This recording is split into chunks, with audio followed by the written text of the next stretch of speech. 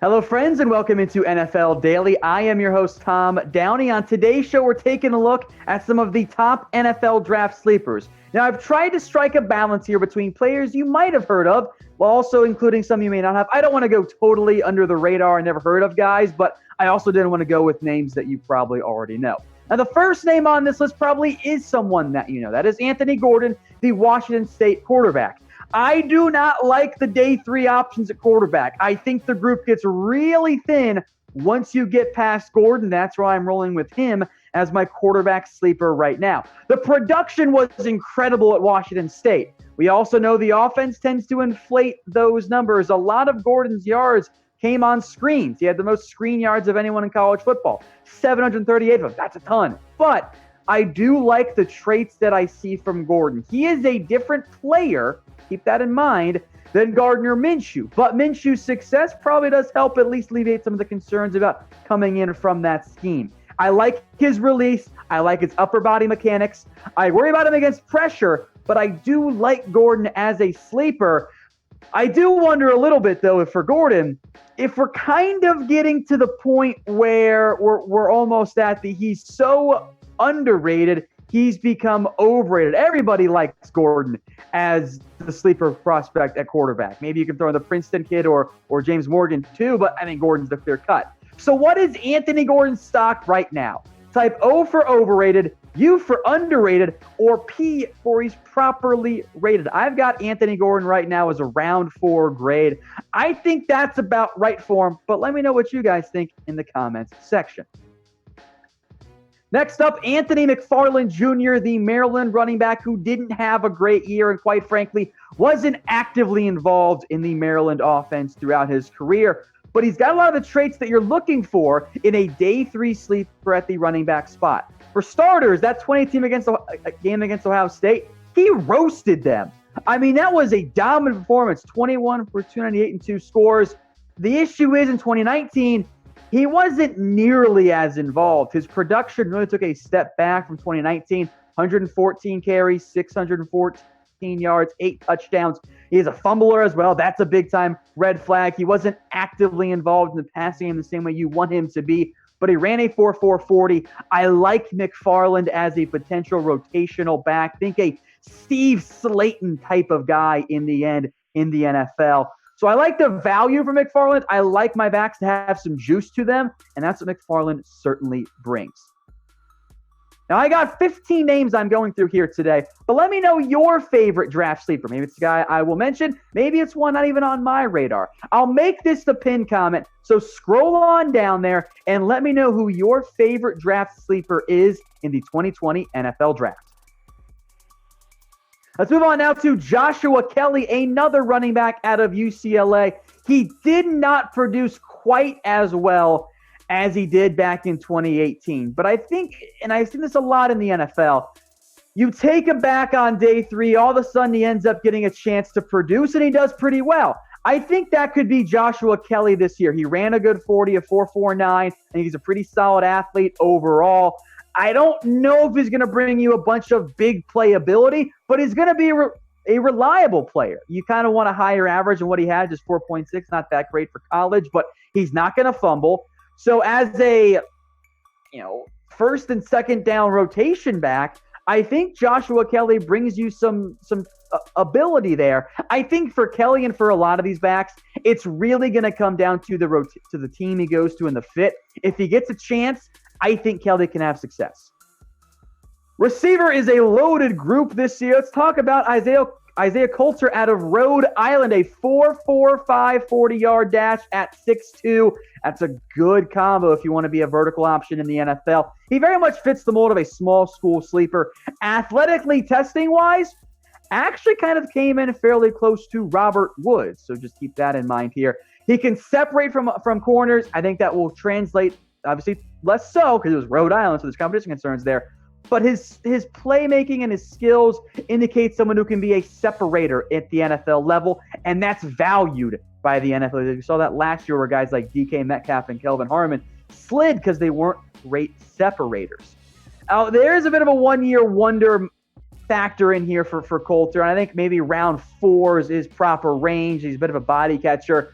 but I think he does bring that small school sleeper ability and the speed, too, that makes him worth drafting essentially early on day 3. Now, if you guys want more NFL draft videos with the NFL draft less than a month away, do me a favor, let the bosses know. Spam me, M-E, in the comment section. That way the decision makers here at Chat Sports can see, oh, okay, they want more NFL draft videos with free agency winding down. So do me a favor and spam me in the comments section. Next up is Joe Reed out of Virginia. This is not going to be someone that early on is going to be an actual good receiver. That's not what Joe Reed does well. What Joe Reed does well is once the ball is in his hands, he's dynamic. At minimum, Reed is going to be a special teams stud. 5 kick return touchdowns, averaged almost 29 yards per return. For reference, that would have been 3rd in the NFL this year. As a pure receiver, it's really actually not that great. His average depth of target was 8 yards. That was the lowest in college football this past year. But the production kind of reflects that. He only averaged 8.8 yards per catch. But once the ball is in his hands, he's deadly. In fact, I might be crazy. I might try and make him into a running back. Regardless, I think he's going to be a gadget player. I think that Cordero Patterson, although he's certainly not as big or quite as freaky of an athlete in that mold. Let's move on to tight end now, a class that I don't like very much. However, Josiah DeGara does intrigue me at least a little bit. I think there is some sleeper ability here. I think at minimum, this is a guy who can be your tight end 2 or your tight end 3, can play H-back, might even be a fullback, frankly, in the NFL. He's not a dynamic athlete. He's never going to be a Travis Kelce, I don't believe, seam-stretching freak athlete type, but he is going to bring value to you as a solid blocker who can play a couple different spots from tight end down to fullback and help on special teams. That role is valuable in the NFL, and depending on your offense, maybe end up making him your leading tight end snap getter if you want to run the ball a little bit more and are looking for that H-back type. He's been an inline tight end. He can block. That does still carry value in the NFL, even though his size is going to limit him just a little bit. Now, there are some other sleepers. I put sleepers in quote here that I want to make note of. Kyle Duggar, Jeremy Chin, Akeem Davis-Gaither, and Adam Troutman, those guys are no longer sleepers. They might be small school players. We're talking about them way too much as being potential top 75, top 100 picks to really count them as sleepers at this stage. Earlier on, back when we did this video the first time, they certainly fit, not so much anymore. I think James Prochet was a name I wanted to sneak on here, but I left him off this list for the time being. There are a bunch of NFL jerseys on sale right now on Fanatics. Head over to chatsports.com/NFL jersey. 20% off if you use the promo code on the site right now. It's sale. It's pretty much impossible to miss. It's chatsports.com/NFL jersey. All types of jerseys, including custom jerseys, by the way, folks, are 20% off right now, only for a little bit, so get in while you still can. It's chatsports.com/NFL jersey. All right, next up, let's go to the offensive line. Matt Peart is next up here out of UConn. I like him. He's got the size. He looks the part. He's 6'6 plus, 318, got super long arms, is a really good athlete. He's a talented player in terms of upside. He is still raw. Strength is not really his game. You kind of want to tweak his pass as he gets really wide coming out of his base there. His hands are, he's not great with them there. He looks like a UConn offensive lineman in terms of the technique, but the traits are absolutely worth developing, and he did fare well at UConn. He is a worthwhile gamble, probably on day 2, frankly, for a team looking to develop a future tackle. He played right tackle, by the way, at UConn. Moving on now to Jonah Jackson. If you're going, Tom, wait, how is an Ohio State player a sleeper? Well, he was only an OSU kid for 1 year. Before that, he was at Rutgers. He played left guard and right guard. Right guard for Rutgers, left guard for Ohio State. I think he's better in the passing game than he is in the running game. He allowed just 1 sack. That came this year over the past 3 seasons. That's how good he's been in that game. He's got good balance. He's not an elite athlete. That will probably dock him a little bit. He is more of a finesse player than a power player. So you don't necessarily love finesse players who aren't great in the passing game or in the run game, excuse me. but he's a good player. I think he could be an early starter. I think he's a pretty solid guard class overall. Let's move on now to the defensive line. Khalil Davis is next up here. He had a breakout season, and he ran an impressive 4.75 40 at the NFL Combine. That came at over 300 pounds. If you're running sub 4.8 at 300 pounds, you're a freak athlete. That is really tough to do. Now, this is just an athletic comp, so keep that in mind. But Khalil Davis' closest athletic comp, beyond his twin brother Carlos, who is also in this year's draft class, is Gino Atkins. I don't think he's going to be Gino Atkins, but that's the caliber of athlete we're talking about here. And Davis, by the way, maybe a positive / negative. It's kind of a double-edged sword here. He's still raw. Now, he is going to turn 24 as a rookie. That's not great. But Davis was almost an edge player. He only played 3 technique his NFL home about a third of the time. So on day 3, looking for a potential athlete at that type of spot, at that 3 technique, Davis makes quite a bit of sense. Next up, let's talk edges. Derrek Tuszka out of North Dakota State. This one you might not have heard of before. If you have, hats off to you guys. He simply dominated at the FCS level, which is what you want if you're taking an FCS player in the NFL draft. Now, he doesn't have the best frame. He's 6'4", 251, and I think he might be maxed out or close to maxed out on that size in terms of keeping his athletic ability. He won at the FCS level simply by being a great athlete. He tested really well, by the way, at the NFL Combine. He just ran around FCS tackles who just could not hang up with him. And that's where you have to have some projection involved. That, yeah, the production's awesome. You need that.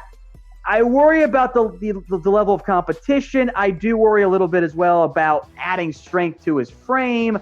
He won in ways that isn't going to be as relatable in the NFL. But if I can find, even though he's an older prospect, a talented edge rusher who can bend on day 3, those guys are tricky to find. So I like Tuszka in that day 3 mold.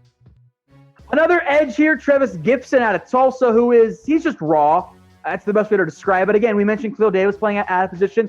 So did Gibson. Nearly half his snaps came on the inside of tackles or over the tackles spots. He's really not going to play in the NFL. He's going to kick out outside of those tackles. So because of that, he might not be ready in year 1, but he does have traits worth developing. He flashed some bend, flashed some edge talent. So for Gibson, coming off of a breakout year, despite playing out of position, that intrigues me. I remember Tack McKinley had something similar where he had a breakout year because UCLA was using him as like a stand-up, almost defensive tackle. It made no sense. Now, Gibson's not as good as Tack McKinley was coming out, but that type of breakout year out of position carries value to me when I evaluate players for the NFL draft. Of course, we're going through all college prospects right now. Well, there's one guy who isn't that. Stay tuned for who that is. But what's your favorite college football team? Let me know in the comments section. You can put multiple if you want, although I assume they're not in the same conference. Now, I'd venture to say that this team is a popular answer. That is Michigan. Kalique Hudson was awesome in 2017. He, frankly, was one of the best players on that Michigan defense. He was all over the field, all kinds of crazy production. That season, he was just incredible. 16 tackles for loss, 7.5 sacks, 2 picks, 9 pass breakups. Hasn't been the same guy, though. And that's a big-time red flag. But he does offer a lot of what teams are looking for later on in the NFL draft, looking for some positional flexibility, some good traits, a good athlete, a guy who could help on special teams. Kalique Hudson fits that mold. The tackles went up in a big way this past year in 2019. 2017 was awesome. So for Hudson, figuring out what the role is going to be is kind of tricky because he's not really a linebacker. He's not really a safety, but he's a good athlete. I think at minimum, this can be a key special teamer for you. And on day 3, that does carry value in the NFL. Next up is Logan Wilson, who produced impressively at Wyoming, like crazy impressively at Wyoming. Had a bunch of consistent production across 4 years. In fact, he had 4 years of starting caliber production, almost averaged 100 tackles in his career each season. He's not an elite athlete, and the NFL was moving more and more towards those freaky athletes. He's 250 or 240 pounds. That's bigger than some of these linebackers coming out more and more. But he's a strong tackler, doesn't miss them very often. He is going to be, I think, a potential NFL starter at the linebacker spot. He is productive. Look at his career stats at Wyoming. That's impressive. 94, 111, 99, 105. Now, tackles are not the best way to evaluate players, but for Wilson, he was consistently around the ball in this past year, offered more ball skills. Now, the coverage schemes were not what he's going to get in the NFL. He's just kind of almost a spy. But I think that production cannot be ignored, especially for a player who's a pretty solid athlete. Moving on now to corner, and I love secondary players. That's one of my favorite spots to scout because, I love playing corner growing up as a kid. But Amik Robertson, he checks off a lot of the boxes I tend to like. I always have a soft spot for undersized nickel corners. But Robertson has the ball skills that I covet in my corners. Think about this. In 3 years at Louisiana Tech, Amik Robertson put up 14 interceptions and 34 pass breakups. He had 23 tackles for loss. Every year, he had at least 60 tackles, at least 7.5 tackles for loss, and at least 4 interceptions. That consistency for ball skills is tough to find. Now, he's not the best athlete. He's very much undersized. But for a nickel corner, he's going to make it work. He can play on my team any day. The other big issue beyond the size is that he's not a great tackler. 18.5 missed tackle rate is not great. That's his percentage. But I like Robertson. If you're looking for a nickel corner who will make some plays for you, that's your guy. The last player on this list technically isn't a college player anymore. Kenny Robinson played for the XFL St. Louis Battlehawks this past year. After he left West Virginia, there was some academic issues allegedly, but his mother was diagnosed with cancer, so he entered the XFL because he could pay and still go to school, or get paid and still go to school, so it made sense there. He is a free safety who does miss too many tackles, but has some great ball skills. He's not quite as big as a ha-ha Clinton Dix, but I think that might be a decent comp for him, actually. So his last year at West Virginia, played the full allotment. Only 5 games in the XFL this year, so you can just kind of double his stats, and it ends up being, I think, pretty even in the end. He does miss too many tackles, a 17.4% missed tackle rate, but he had 7 interceptions and 7 career pass breakups at West Virginia, and had 2-2 in 5 games for the Battlehawks. So I fall in love with my safeties that have ball skills. Kenny Robinson fits that mold really, really well. I think on day 3, he could end up being a sleeper for a team that's looking for a playmaking with some range free safety.